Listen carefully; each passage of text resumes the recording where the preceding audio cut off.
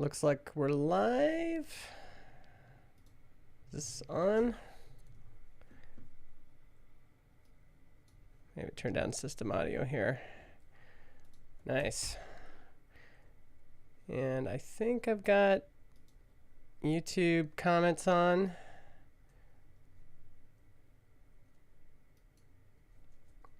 Cool.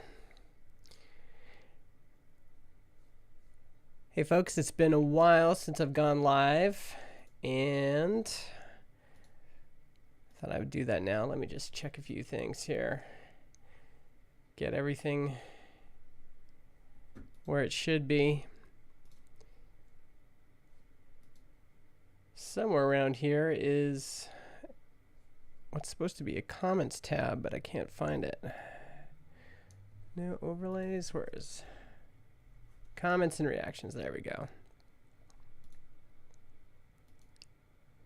Here we go.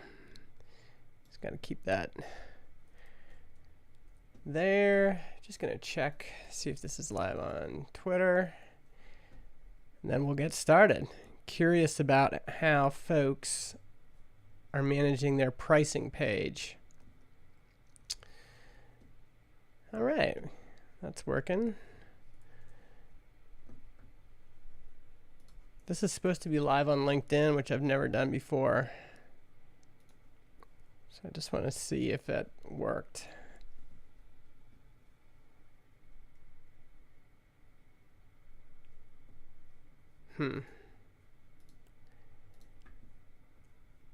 Sending data. Doesn't look like this one's actually streaming.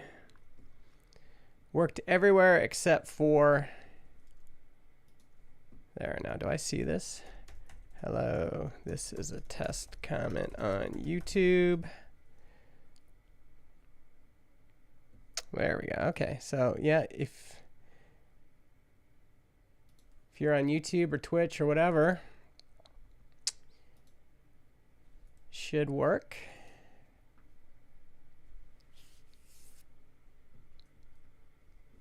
Gonna minimize this, and then I'll share my screen, and then we'll get going.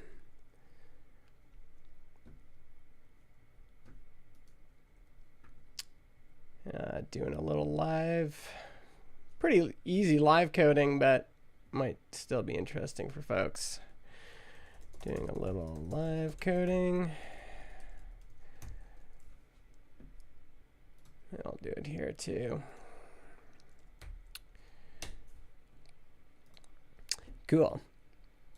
As always, if you are watching this live, it's a little bit late in the afternoon for some people, but if you're watching live and you want to say hello, just put a comment there.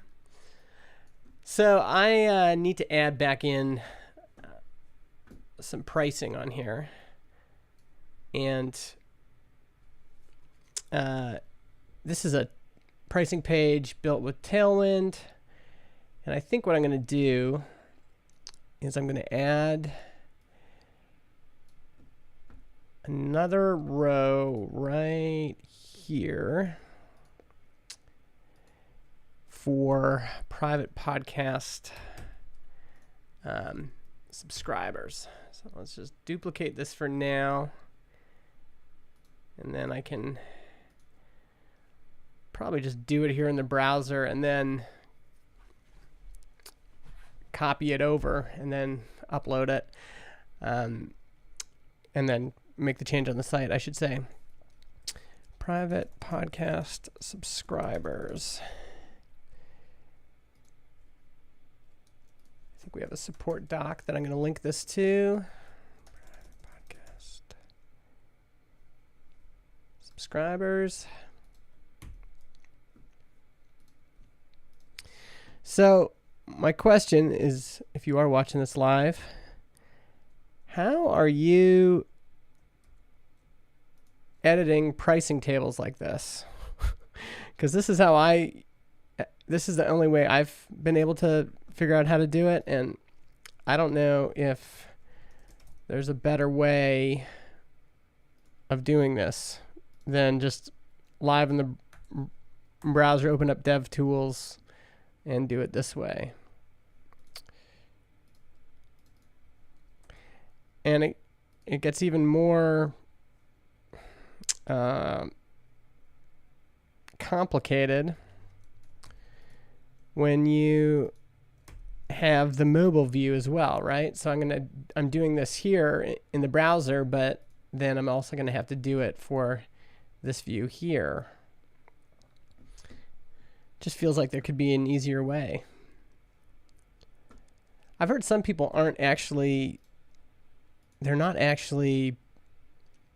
they don't have like a static table here. They're like updating this live from the app. If you click on any of these, you go to this sign up page where it's auto selected, but and I suppose there's a way we could try to, I don't know, embed this or have this show up automatically on this pricing page, but I haven't figured that out yet, how to do that.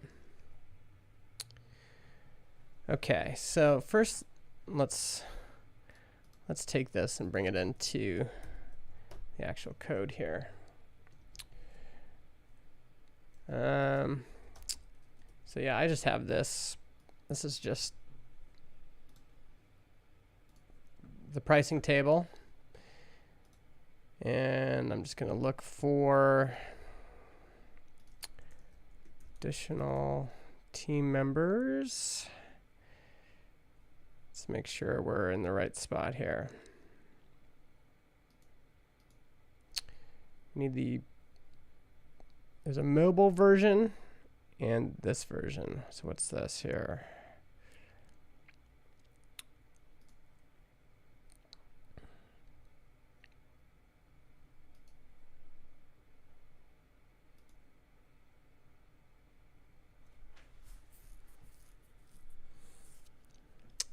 So that looks like the mobile version. That looks like the mobile version. Here we go. Okay, so I'm going to put this underneath here, which is just the stuff I did in the browser. Let's go back here. This is just on my local machine here. Refresh and see if that worked. Okay, so now I've got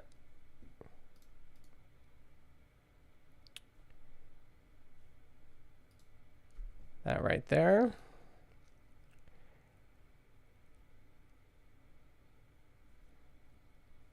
And the next thing I'll do is I'm going to modify the mobile version. So here we're going to add, again, this is the cumbersome part, is having to add this stuff manually in the browser. Private podcast subscribers, and then all that stuff I typed in on the big table I have to manually redo here. Private podcast subscribers.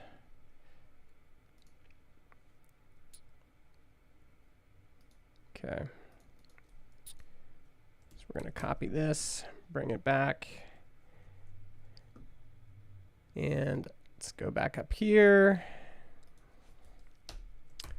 Okay, so that's number 1. Refresh that. Now it's appearing there. Now we're going to go here. Do the same thing underneath this one.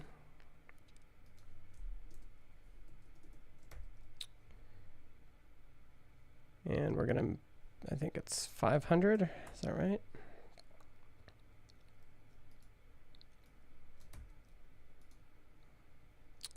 Oh.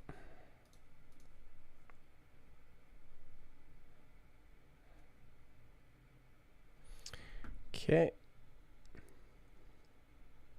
So let's edit that. Go down to the next one here.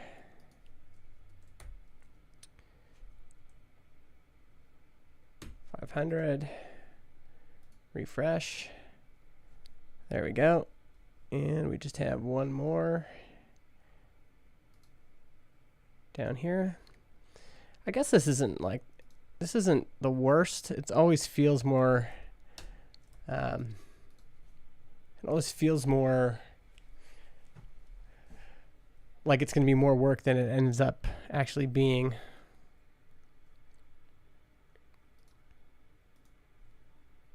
And this one's 3,000. Just a lot of, it's just a lot of manually updating tables. You got to update the desktop version, and then you got to update each of these mobile versions.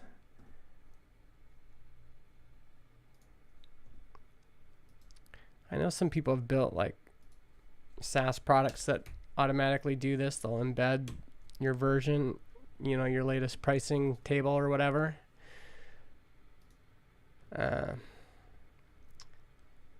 still want to have the, you know, the flexibility of creating my own pricing table, but I wonder if I should, now I'm wondering if I should have this little per month thing here. No, it's not per month. You get 50, 500, or 3,000. That's how it works. Okay. This stuff all works. All right. All right. Well, that's pretty much what I wanted to do. Let's see. Maybe I'll just deploy this now.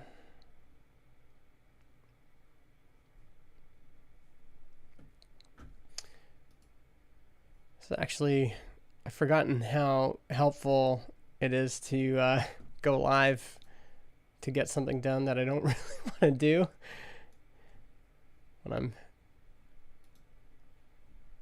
I've been dragging my heels on updating this pricing page for a while. So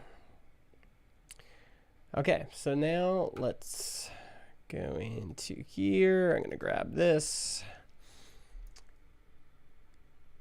and go into here.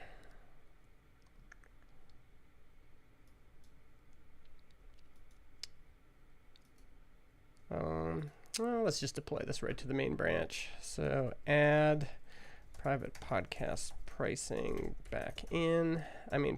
Limits, private podcast limits back into pricing page. Just going to add this reference number here. And let's just commit it, and it should deploy. Look at Forge and actually watch it deploying if we want.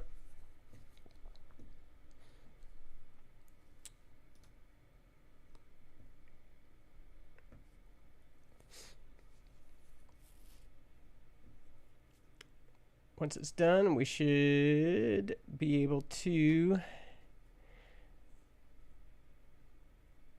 view it live on the web.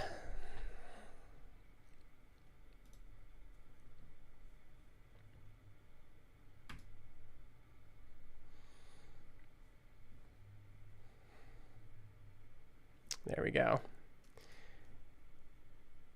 All right. So that's done. Now I can let the team know that's back.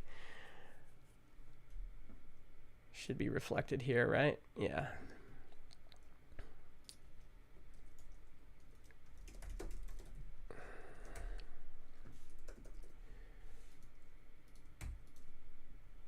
Oh.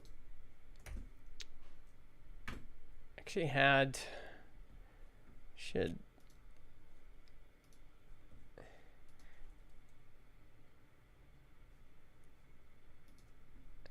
What's this? Okay. Sweet. Now I'm wondering, now that I'm in here messing around, is there anything else I should be doing on this pricing page to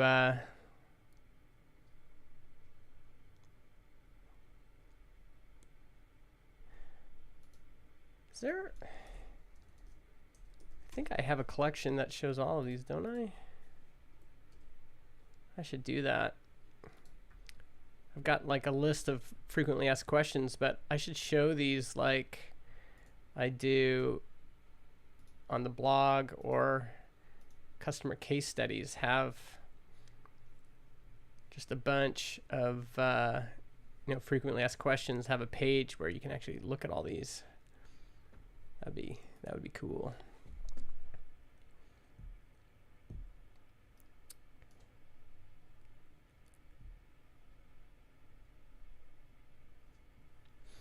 The other thing I wonder if I should do is auto post to Twitter.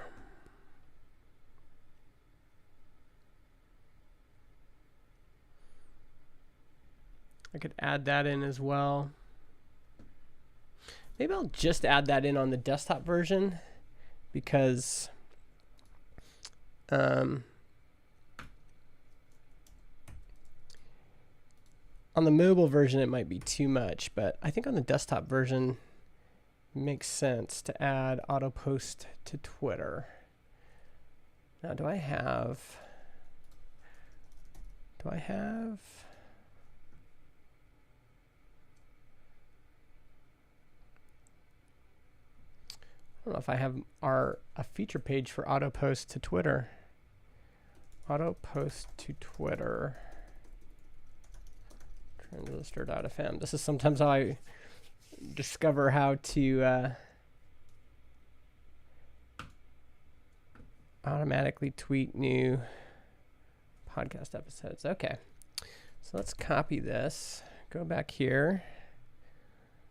Auto post. Let's change this.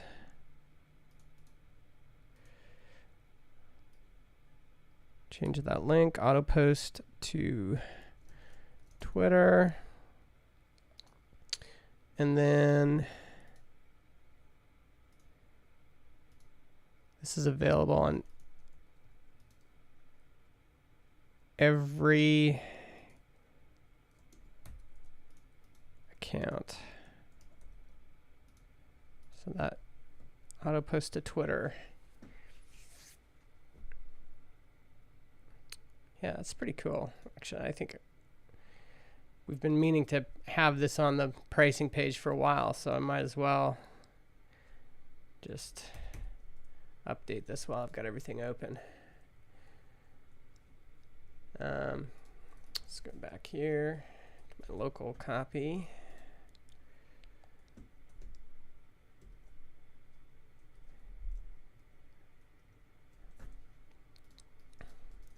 Auto post to YouTube.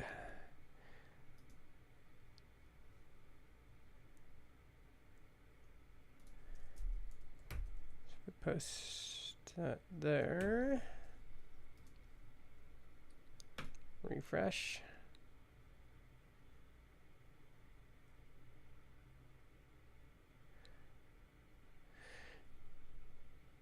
I always wonder if this is like getting too long, this big pricing grid, but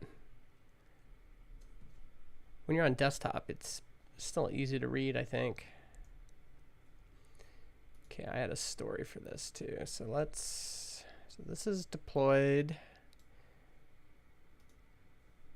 Yeah, I never did add this on here, so.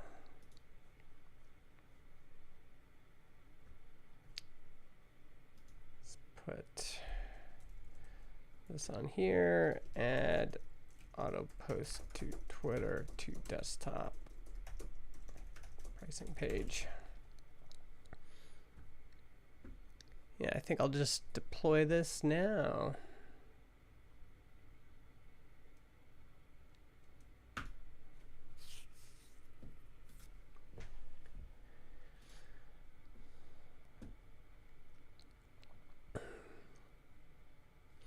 Cool. Well, that's all I really wanted to do for this session. A lot of going live today was just to motivate myself. Yeah, I think I'll do this some more in the coming weeks, because there's lots of updates I want to do to the marketing site that I've been dragging my heels on. So if this motivates me to do the work, then maybe I should do more of it.